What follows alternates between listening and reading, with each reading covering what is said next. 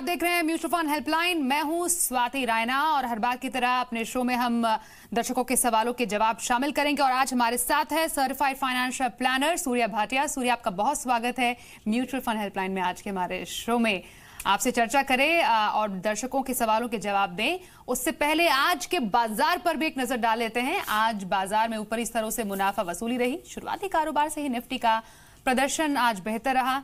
दिन भर का कारोबार और हाल बताने के लिए हमारे साथ मेरे सहयोगी रजत देवगन है। रजत, बताइए।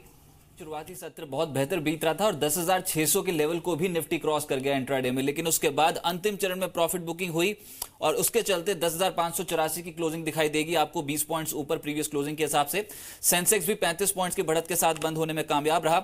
लेकिन आज जो फोकस था वो था आईटी सेक्टर पे। अच्छी खरीदारी ऑलमोस्ट सभी स्टॉक्स में और टीसीएस जो हाईलाइट पॉइंट था जिसने आज जबरदस्त तेजी पकड़ी थी शुरुआती सत्र में, अंतिम चरण में बिकवाली जरूर हुई लेकिन उसकी वजह से अच्छी तेजी में था और ऑलमोस्ट साथ में सभी स्टॉक्स मिड कैप कैटेगरी के भी चलते हुए नजर आ रहे हैं। लेकिन निफ्टी के कुछ टॉप गेनर्स और लूजर्स की बात करें तो उसमें पहला था इंडसइंड बैंक। इस शेयर में आज काफी बेहतर रुझान देखने को मिला। साथ ही साथ एमएनएम, बीपी, सीएल और एचसीएल टेक ये कुछ ऐसे स्टॉक साबित हुए जहां पर आज ट्रेडर्स का फोकस था और अच्छी खरीदारी इनमें देखने को मिलती थी। आज निजी क्षेत्र के जो बैंक थे वो वैसे भी बाजार को कहीं ना कहीं आउट परफॉर्म करते हुए नजर आए। इसके अलावा बीपीसीएल जैसे स्टॉक्स में मूव पॉजिटिव था। गिरने वालों की सूची में इंडिया बुल्स हाउसिंग फाइनेंस नतीजे के बाद टूट गया। हिंडाल्को, यूपीएल और ग्रासिम जैसे स्टॉक्स में आज के सत्र में मुनाफा वसूली देखने को मिली। लेकिन बोलबाला है आईटी शेयर्स का। सैस्केन, एलएनटी इन्फोटेक, एलएनटी टेक और टाटा एलेक्सा रिटर्न्स देखिए आप, 5% से 17% के रिटर्न एक सिंगल ट्रेडिंग सेशन में। साथ ही साथ फाइनेंस शेयर्स जिसमें Bharat financial, Ujjivan, group finance और चोला इन्वेस्टमेंट जैसे स्टॉक्स में मूव बना। रियल्टी स्टॉक्स काफी समय से अंडर परफॉर्म कर रहे हैं लेकिन आज जब बारी आई तो ओबरॉय रियल्टी आउट परफॉर्म कर गया। इसके अलावा गोदरेज प्रॉपर्टीज, गणेश हाउसिंग जैसे स्टॉक्स में आज मूव पॉजिटिव और कोल्टे पाटिल भी हरे निशान में बंद हुआ। ऑटो शेयर्स यहाँ पर काउंटर स्पेसिफिक अप्रोच थी। फोर व्हीलर स्टॉक्स जो थे वो आउट परफॉर्म कर रहे थे। एसएमएल, इसूजू, एमएनएम, अशोक लेलैंड और मारुति सुजुकी जैसे स्टॉक्स। होजरी शेयर्स का दिन था आज। Lovable, VIP clothing, lux industries और रूपा जैसे स्टॉक्स तेज थे। और ये देखिए आप स्मॉल कैप और मिड कैप का प्ले कितना स्ट्रांग है मार्केट में अभी। NIT limited, SKM egg, Astra micro और साथ साथ लंबोदरा टेक्सटाइल। एसकेएम एग लगातार दूसरे ट्रेडिंग सेशन 20% का अपर सर्किट है स्टॉक में और जी बिजनेस की रिसर्च उसका इंपैक्ट देखने को मिल रहा है। Thank you so much Rajat, market का हाल बताने के लिए। चलिए अब शुरू करते हैं आज के शो में सवाल जवाब का सिलसिला। सबसे पहले चेन्नई से देवव्रत प्रधान जी इस वक्त हमारे साथ फोन लाइन पर है। देवव्रत जी, बहुत स्वागत है आपका शो में। बताइए सर, क्या जानना चाहते हैं? Ma'am, hope you have gone through my email. Of course I have, sir. Okay, so I just want to come back to the same email and find to some suggestions from your side because I'm completely new to mutual funds. So how do I invest my bonus which I'm going to get this month? And I would like to take a suggestion for my daughter who is 3 years old as on date, and when she turns to 18, so what would a good SIP into mutual funds to projection of 55 to 60 lakhs? All right. And आप एक term plan भी लेना चाहते हैं Devvrat? Yes, ma'am. Yes. Okay, 1 crore का term plan. In fact Surya से पहले हम शो कर रहे थे और ये कह रहे थे कि ये बोनस का महीना होता है तो और कई लोग ये सोचते हैं कि इस पैसे को कहाँ पर सेफ रखें, तो क्या सलाह देंगे आप देवव्रत को?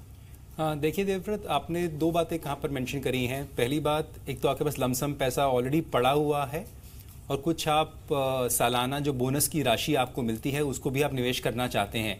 तो दोनों का ही जो लॉजिक है वो सेम रहेगा। क्योंकि आपका लंबे समय का पीरियड मेंशन किया है तो इक्विटी एसेट क्लास को आप कंसिडर कर सकते हैं। प्रेफर करिएगा कि आप म्यूचुअल फंड के जरिए निवेश करें। क्योंकि लमसम पैसा है तो आप एसटीपी के जरिए जाइएगा अपनी इन्वेस्टमेंट के अंदर। एसटीपी होता है सिस्टमैटिक ट्रांसफर प्लान, जिसके अंदर आप एक जो फिक्स राशि है आपकी, पहले आप एक लिक्विड फंड में या अल्ट्रा शॉर्ट टर्म फंड में डाल देते हैं और वहां से एक फिक्स टेन्योर में एक फिक्स्ड अमाउंट आपकी वहां से निकलकर, लिक्विड फंड से निकलकर जिस आप फंड के अंदर निवेश करना चाहते हैं इक्विटी के अंदर, वहां पर वो निवेश होती जाती है। और आपके पास कुछ समय होता है जिसमें आप इसको आपको पूरा करना पड़ेगा। जैसे आप चाहें तो 6 महीने में या 1 साल में, जो भी आपको लगे। तो एक तरह से ये आपकी एसआईपी भी बन सकती है अगर आपको लगता है जो बोनस अमाउंट है आपको सालाना निवेश करना है। आपने एक और प्रश्न भी किया था कि आपको एक 40 लाख की राशि चाहिए और 12 साल के अंदर कितनी हम अमाउंट सेव करें इसके अंदर ताकि उसको हम अचीव कर ले। अगर हम मान के चलें कि आप इक्विटी के अंदर निवेश करना चाहते हैं, जो कि हम आपको राय भी देते हैं, रिकमेंड करते हैं, क्योंकि आपका लंबा समय है, इसके लिए आप 12 साल का पीरियड देख रहे हैं। तो अगर हम 15% की अगर हम मान के चले इसके अंदर एनुअलाइज रिटर्न, तो आपको महीने का 10,000 रुपये की सेविंग करनी पड़ेगी इस टारगेट को अचीव करने के लिए। और बात करें अब इंश्योरेंस की, आपको इंश्योरेंस चाहिए, टर्म प्लान एक अच्छा जरिया है आपको अपने फाइनेंशियल प्लान को प्रोटेक्ट करने का। तो ऑन एन एवरेज जो थंब रूल बोलते हैं कि 6 से 8 गुना आपकी जो सालाना आपकी आमदनी है उसकी आप टर्म प्लान लें। इसको हर कुछ सालों के बाद रिव्यू भी करें।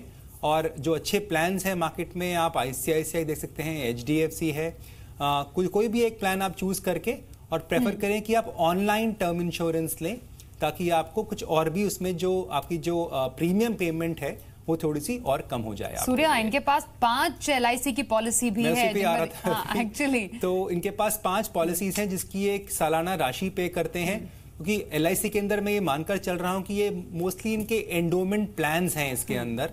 तो अगर आप सरेंडर करना चाहें तो थोड़ा सा मुश्किल होगी, बट कोशिश करिएगा जब भी आप कोई एक निवेश करते हैं उसके पीछे कोई लॉजिक होना चाहिए। एक 5 प्लान और अगर एंडोमेंट प्लान है, वहां पर एक तरह हम बात करते हैं कि हम अपना जो पोर्टफोलियो है उसको कैसे ऑप्टिमाइज करें, किस तरीके से रिटर्न्स के अंदर हम थोड़ी वृद्धि अपना लाएं अपने पोर्टफोलियो के अंदर। और दूसरी तरफ हम कमी ये कर देते हैं कि हमने लगता है कि हमने इंश्योरेंस खरीद लिया तो हम सिक्योर्ड हो गए। अगर आप इसका सम एश्योर्ड भी चेक करेंगे तो आप देखेंगे कि काफी कम आपके अंदर लाइफ इंश्योरेंस मिलेगी इन प्लान्स के अंदर आपको। बट क्योंकि आपके पास अभी हैं, आप चेक कर सकते हैं कि इनकी सरेंडर चार्जेस कितने हैं, कि इसमें कितनी रिटर्न आ रही है। क्या पता कोई यूलिप प्लान भी हो उसमें कुछ अच्छी रिटर्न भी मिल रही हो आपको। तो एक बार रिव्यू करिएगा और ताकि अगर ऑप्शन मिलती है निकलने की तो जरूर निकलिएगा। ठीक है, चलिए अब इंदौर से सतीश कुमार जी से भी बात कर लेते हैं, हमारे साथ फोन लाइन पर है। सतीश जी, बहुत स्वागत है आपका हमारे शो में। बताइए क्या मदद कर सकते हैं आपकी। मैडम, मैं ये जानना चाह रहा था कि मैंने दिसंबर से इन्वेस्टमेंट चालू किया है म्यूचुअल फंड में। तो एक चीज मल्टी कैप डायरेक्ट है, इसमें मैंने 2000 का SIP किया है और उसमें 40,000 का लमसम अमाउंट भी लिया है। और फ्रैंकलिन का स्मॉल कैप है, वो 3000 का SIP किया है। और L&T इमर्जिंग टेक है, उसमें 1000 रुपीज का SIP किया है। और एक L&T इंफ्रास्ट्रक्चर के था, उसमें 15,000 का लमसम अमाउंट से परचेज किया था। और एक्सिस मल्टी कैप में 40,000 का भी आपका एक मुश्त निवेश है। हाँ, एक मुश्त निवेश। 32 साल की आपकी उम्र है सतीश, अच्छी बात है, आपने अपने फाइनेंशियल प्लानिंग की शुरुआत की। सूर्या, आप इन्हें कुछ कहना चाह रहे हैं? बिकॉज एक ठीक है, इन्होंने अपना पोर्टफोलियो रखा तो है अच्छा, बट गोल्स क्या है आपके सतीश? 15 साल में 25 लाख अचीव करने। 15 साल में 25 लाख किस पर्पस के लिए? चिल्ड्रंस एजुकेशन के लिए चाहिए। बस यही गोल है आपका? या मैम, अभी तो इतना ही। ठीक है, चलिए फिलहाल इन्होंने अपने लिए एक ही गोल रखा है। सूर्या, बताइए सतीश की इन्वेस्टमेंट सही लग रही है आपको? देखिए सतीश, अभी आपने जो SIP शुरू करी है 6,000 रुपये की आपकी अमाउंट है, जिसमें आपने एक मल्टी कैप फंड लिया है, 2 आपके पास मिड कैप फंड है, आपने कुछ लमसम भी डाला है अपने जो आपका मल्टी कैप फंड है, और एक आपने सेक्टोरल फंड भी लिया हुआ है इंफ्रास्ट्रक्चर का।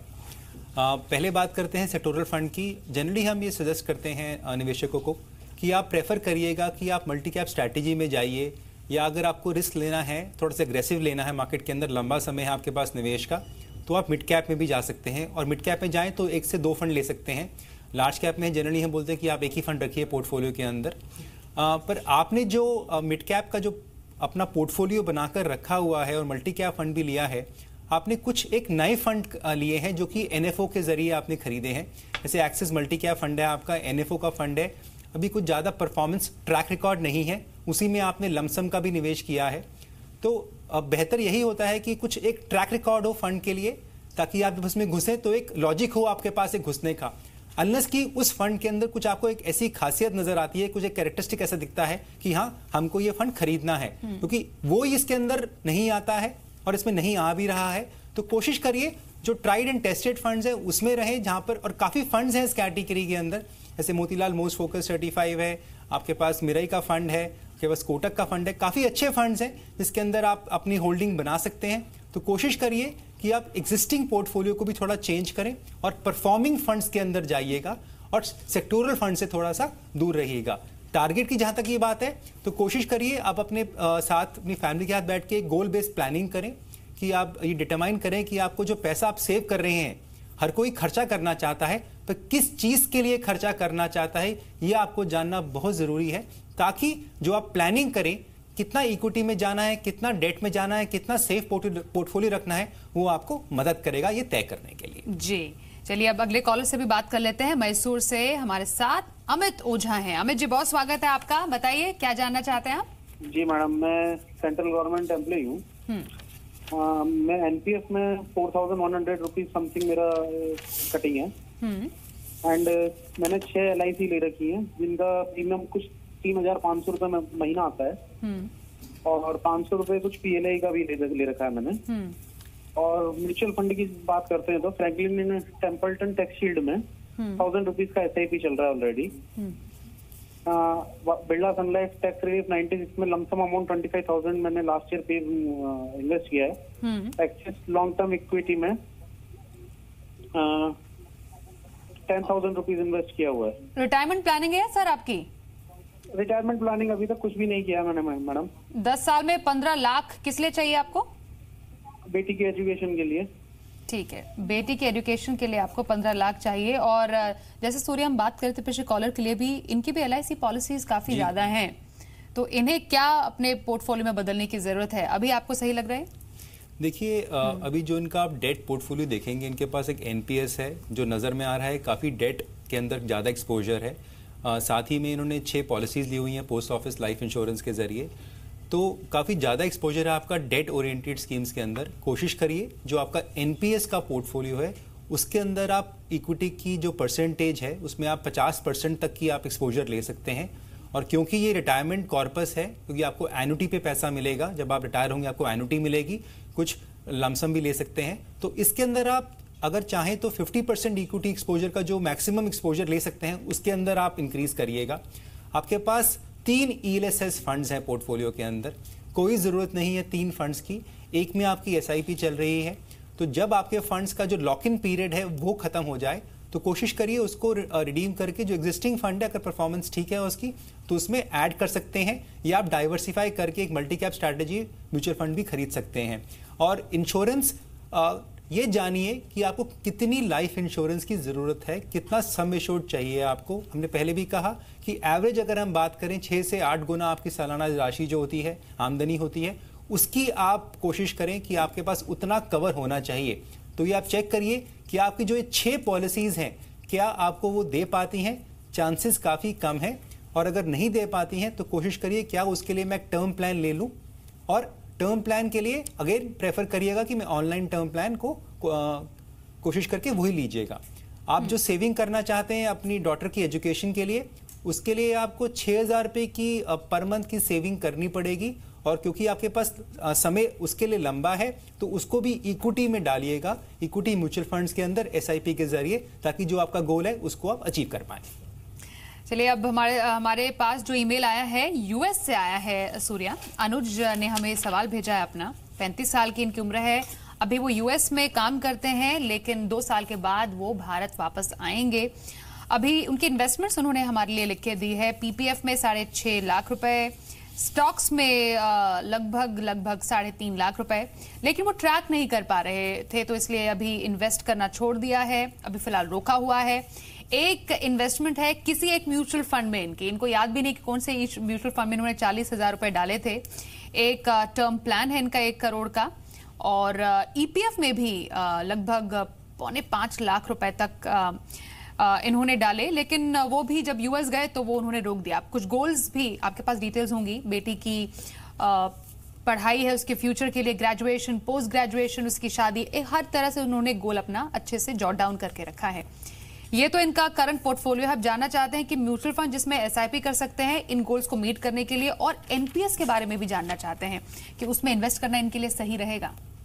देखिए अनुज, आपका जो एग्जिस्टिंग पोर्टफोलियो है पहले हम उसकी बात करते हैं। आपके पास एक PPF है, EPF है, कुछ स्टॉक्स भी हैं, और एक छोटी अमाउंट आपने म्यूचुअल फंड में भी रखी हुई है। स्टॉक्स और फंड आप ट्रैक नहीं कर रहे हैं, तो जो स्टॉक का पोर्टफोलियो है उसको तो आप रिडीम कर सकते हैं, ताकि आप एक ओवरऑल पोर्टफोलियो म्यूचुअल फंड्स में क्रिएट कर लीजिएगा, जो कि आपके बाकी जो गोल्स हैं उसको भी अचीव करने में फ़ायदा देगा।